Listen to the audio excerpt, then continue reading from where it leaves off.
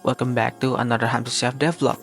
In the last update, we focused on getting table functionality working properly, making sure items could be placed, grabbed, and even thrown onto the tables.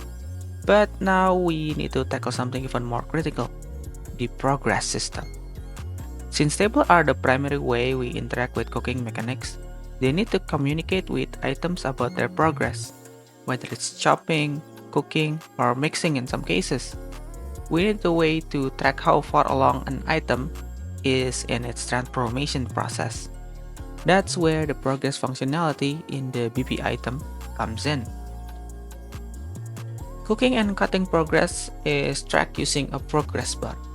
The bar updates based on an item mesh stages, which we can define with as many as stages as needed. Each stage corresponds to a mesh slot in the BP item variable, allowing for dynamic visual updates. For example, we set up this noodle to have 4 stages: package on the stage 0, stage 1 raw, stage 2 cooked, and stage 3 burnt. These stages are dynamically controlled through blueprints. It's totally up to us to set what mesh to what stage. There's a function in the table that limits one table can only updates one specific stages. And in the BP item, we just set the mesh after stage is changed. This ensures flexibility for different types of food preparations. The progress bar is a float value called progress, and it gives the value to a material-based UI element that dynamically updates using a function. It simply uses the set scalar parameter value each time we need to update the bar. And the material itself uses a camera facing material setup, and then we skewed the UV for a bit of style, and then we just slide the UV for the progress from left to right. It's a bit simple, but it's enough for now. Then we use timeline to do the animation when it's actually updates. So it's not snappy when it's goes from 0 to 0.1, but it's actually a lerp from that from 0 to 0.1. During testing, I encountered a bug where the progress bar was not updating correctly. This issue happened when an item reached progress of 1, the full progress, and successfully switched to the next stage. However, when the item was moved to another table to advance progress again, it would instantly switch stages instead of climbing from 0 again.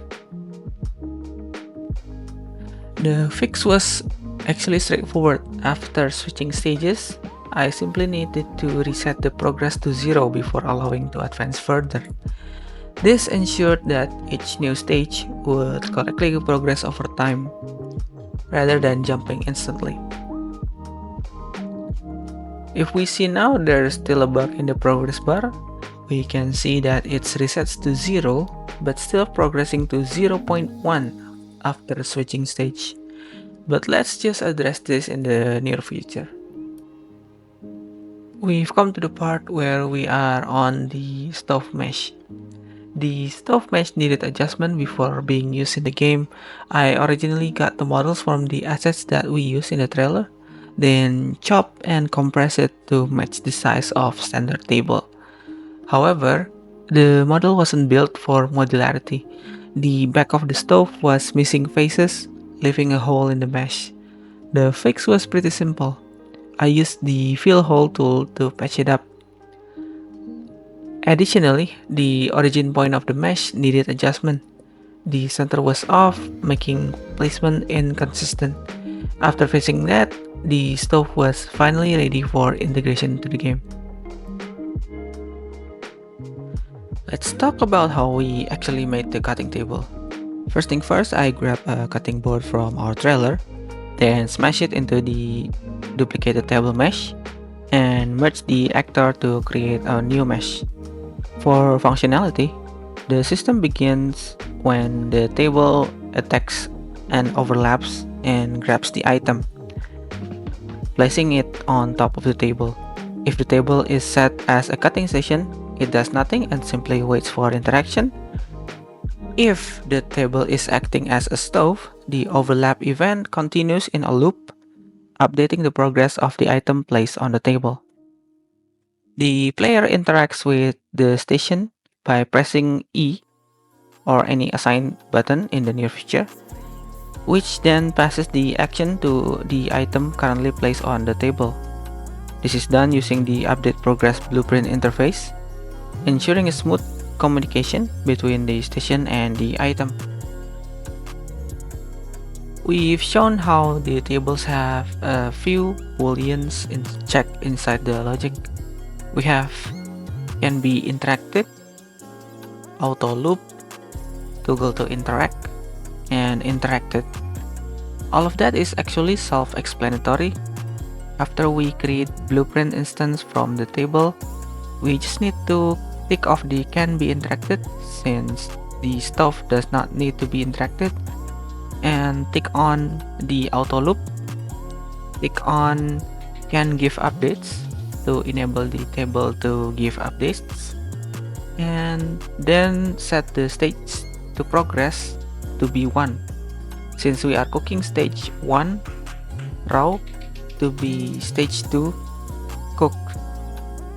Then just replace the mesh with the stove mesh, and then it's done. Items placed on the stove will gradually transition through their cooking stages based on the progress bar. That's the progress so far. There were a lot of bugs along the way. At one point, items would vanish into oblivion. Thankfully, I managed to clean up the logic. Thanks for following the development of Hamza Chef. I think that wraps it up. This devlog is already too long, and also pardon my face cam in the corner. I recorded all of this footage while streaming on the Adam Tech Tip channel. Make sure you subscribe to see the updates to this. I'm targeting that I will be covering on how I make characters for this game. Thank you for watching. See you in the next video.